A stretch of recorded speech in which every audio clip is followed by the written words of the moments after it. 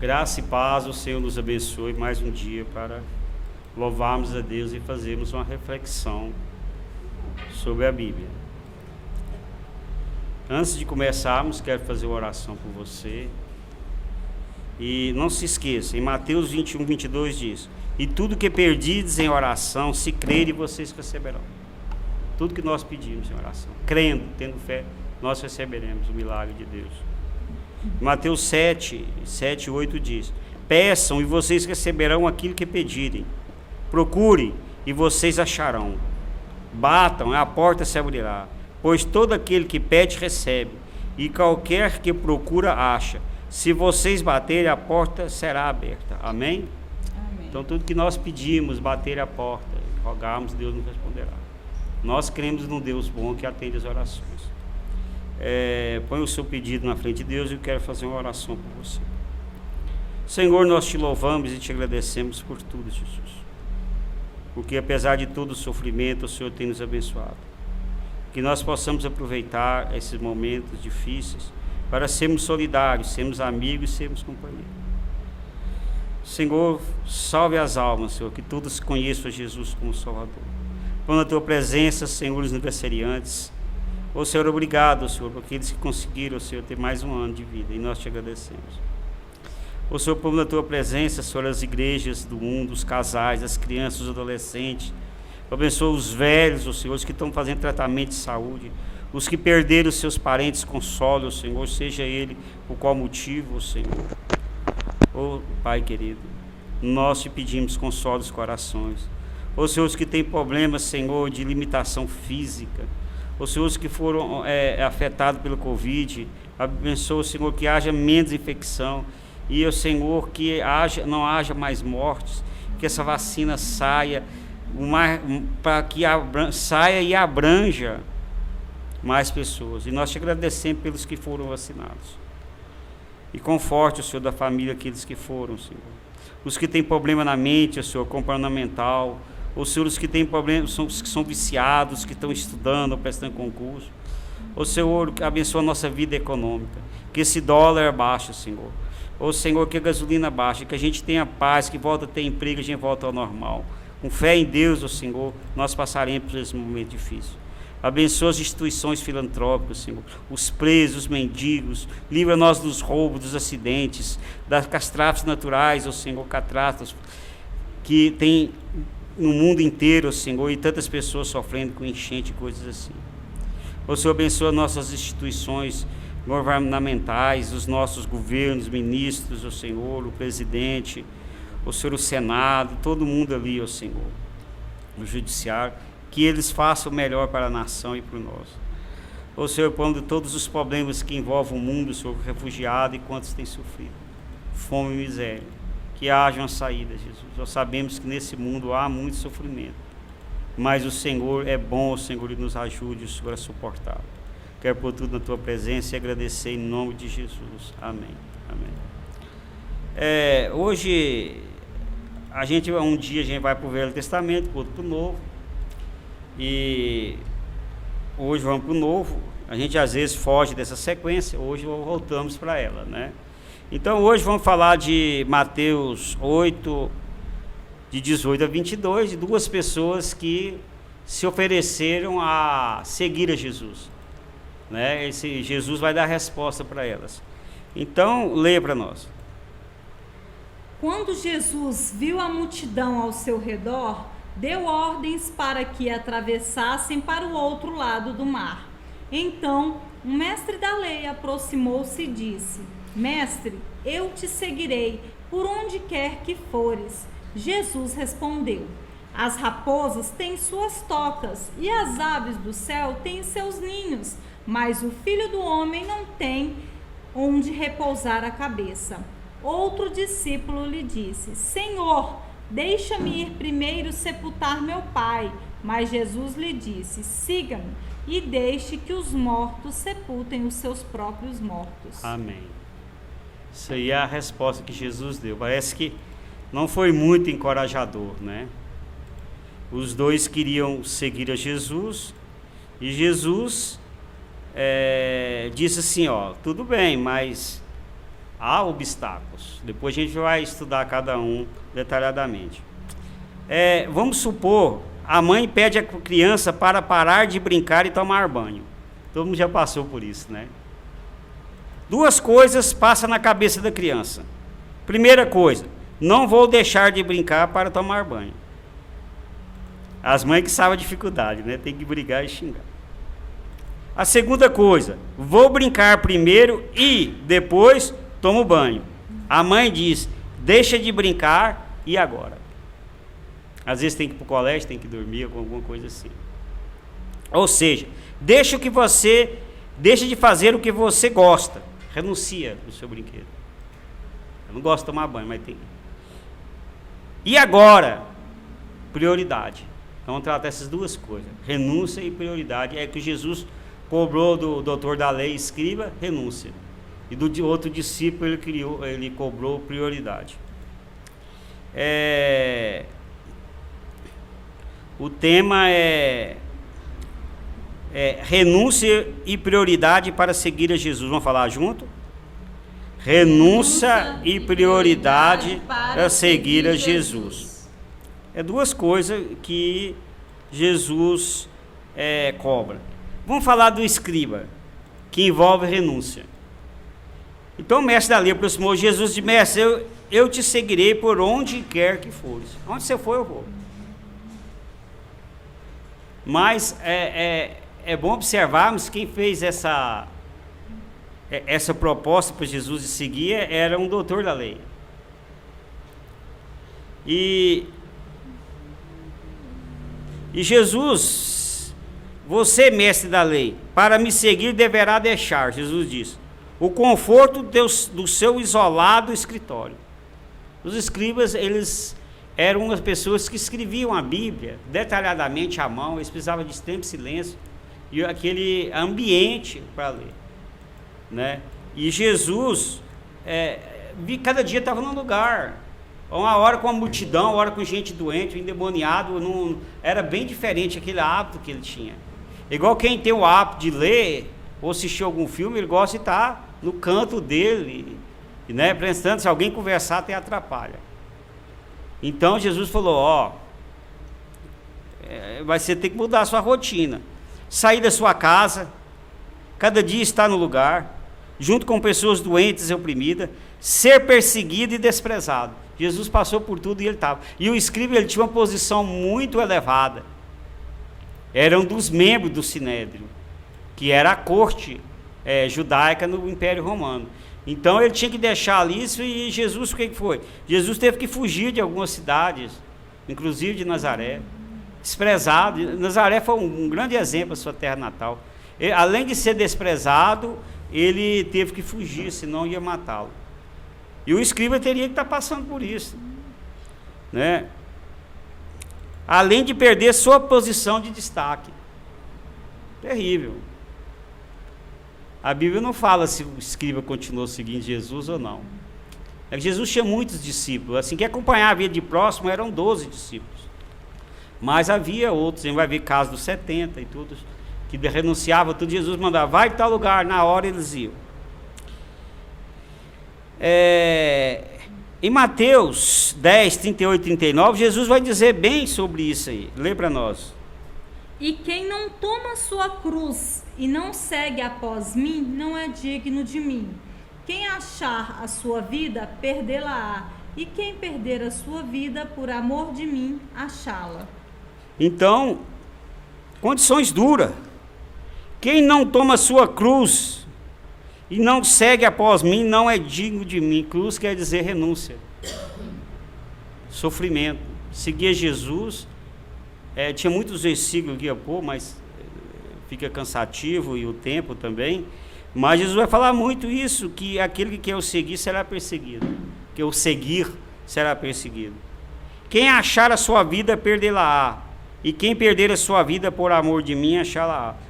Fui na tradução antiga. Então, quer dizer, se nós perdemos a nossa vida por amor a Cristo, quer dizer, deixarmos de fazer aquilo que nós gostamos, que damos prazer, para lermos a Bíblia, para estar estudando a Bíblia, para estar orando, fazer visita, trabalhando, e deixar de fazer aquilo, e negar você por uma causa de Jesus, para falar de Cristo às pessoas, então ele está perdendo a sua vida, mas por outro lado ele está ganhando, porque ele está recebendo a vida eterna, a salvação. Ele está fazendo o ID de Jesus. Então, quem é digno, né, de Deus é aquele que ama a Deus acima de si mesmo, é a renúncia. Então o escriba, se ele quisesse seguir Jesus, o doutor da lei, o que ele tinha que fazer? Deixar todo aquilo que lhe dava prazer e sustento e status, e seguir a Jesus e a outra posição. E ele não quis. Provavelmente não quis, a Bíblia não entra em detalhe, porque não é fácil mesmo não. O caso é o outro discípulo, não fala quem é o outro discípulo, né? Em Mateus não fala. O outro discípulo disse, né? O outro discípulo envolve prioridade. Então o outro discípulo disse: Senhor, deixe-me ir primeiro sepultar meu pai. Mas Jesus lhe disse: siga-me e deixe os mortos sepultar os seus próprios pais. Essa parte é meio difícil da gente compreender. Que dá a impressão que Jesus está falando para a gente não cuidar dos pais. Por exemplo, Jesus disse assim para ele. Ele fala: eu vou te seguir, mas primeiro eu tenho algumas coisas para resolver. Eu vou sepultar meu pai. Isso poderia ser uma coisa rápida, porque o judeu enterra os seus mortos no mesmo dia. Poderia ser só um dia, se o pai dele já tivesse morto. Mas como poderia o seu pai dele velho ainda viver muito ainda? Então, a Bíblia não entra nesse detalhe. Mas Jesus cobrou dele que seja imediato.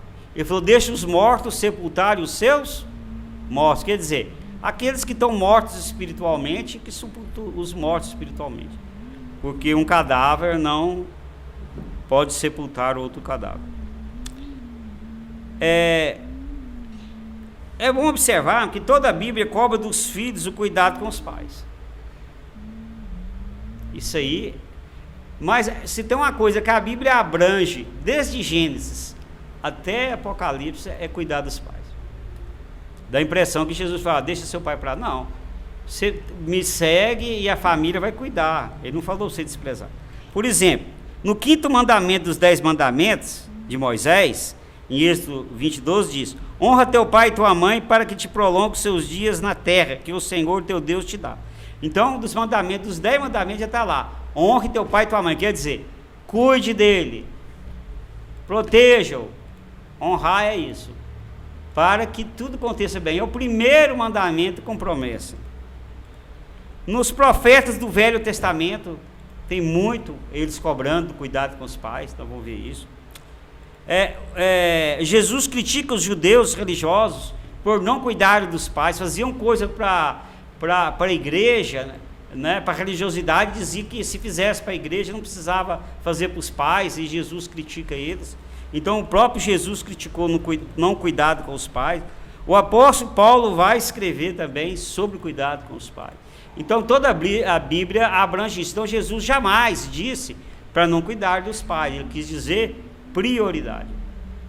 Tá? Eu estou sendo claro, né? Então eu vou pegar: Jesus falou que não deve cuidar dos pais. Não disse isso, falou questão de prioridade. Mateus 10:37, Jesus vai responder, vai esclarecer bem isso aí. Lê para nós, por favor. Quem ama o pai ou a mãe mais do que a mim, não é digno de mim. E quem ama o filho ou a filha mais do que a mim, não é digno de mim. Então, se nós amarmos nossos pais,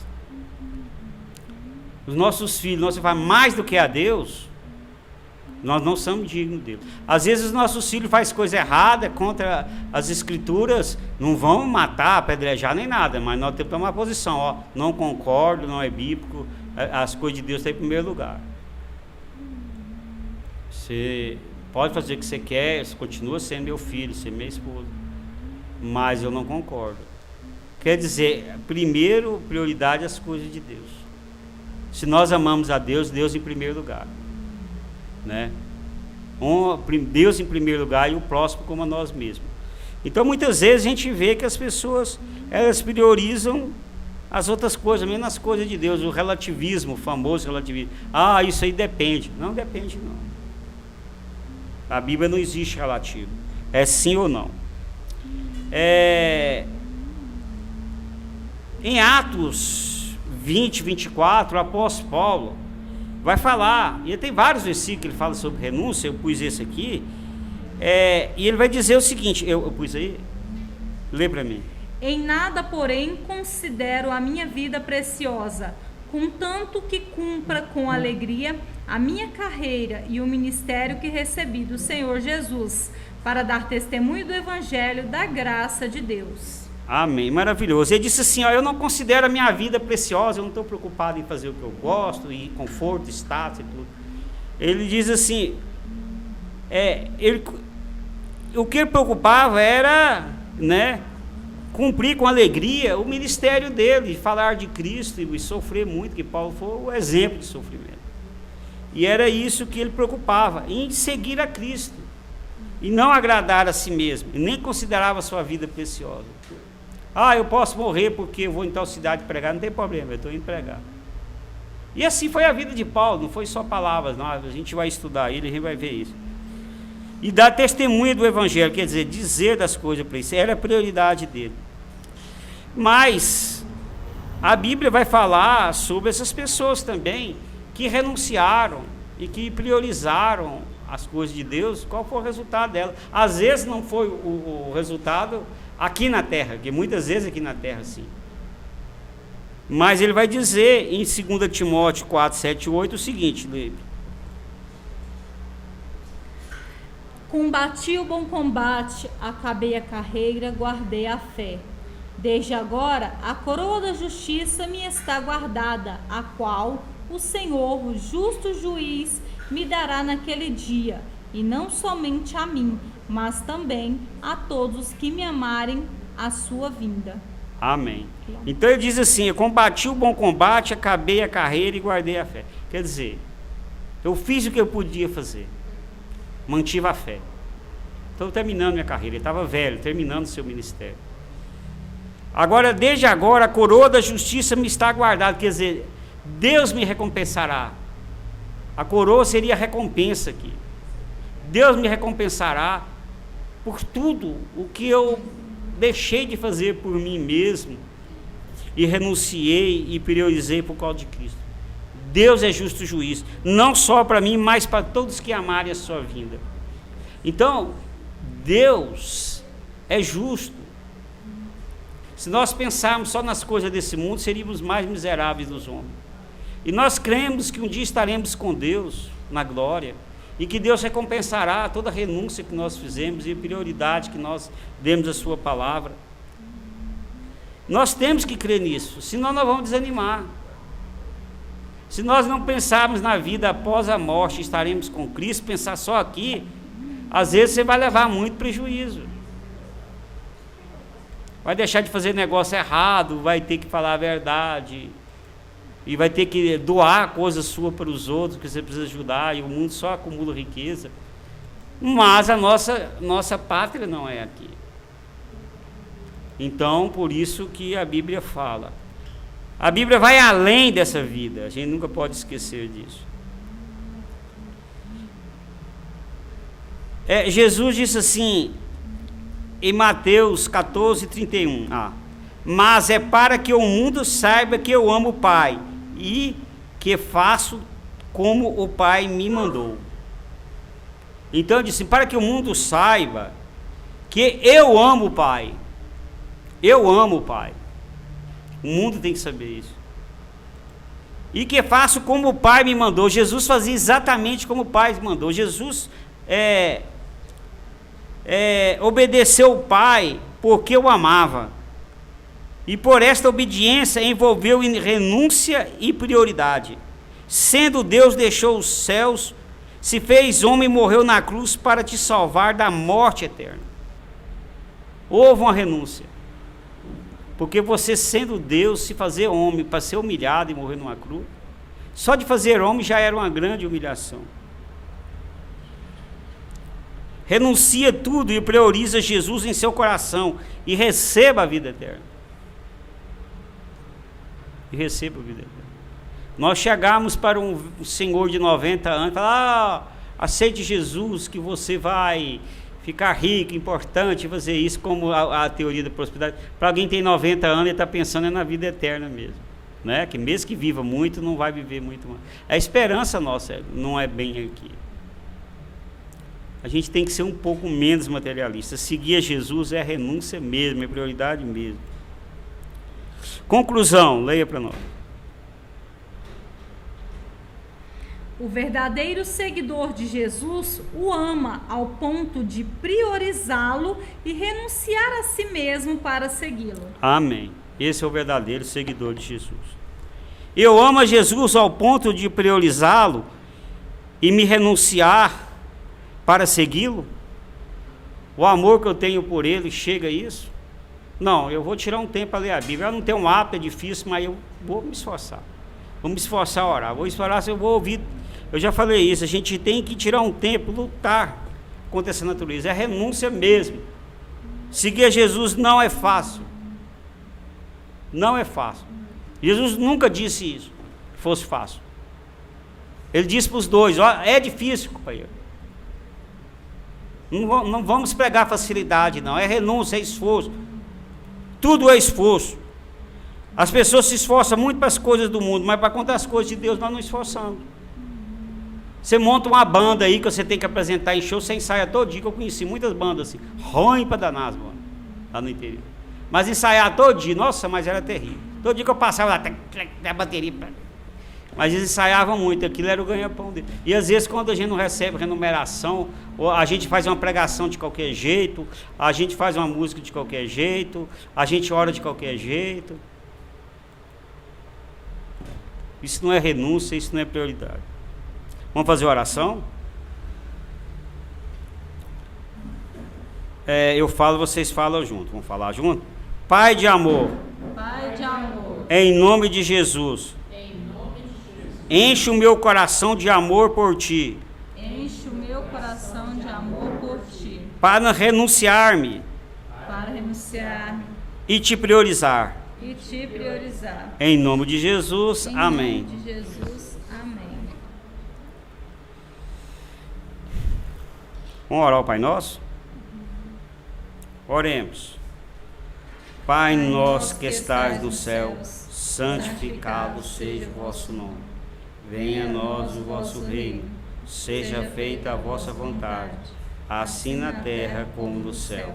O pão nosso de cada dia nos dai hoje. Perdoai as nossas ofensas, assim como nós perdoamos a quem nos tem ofendido.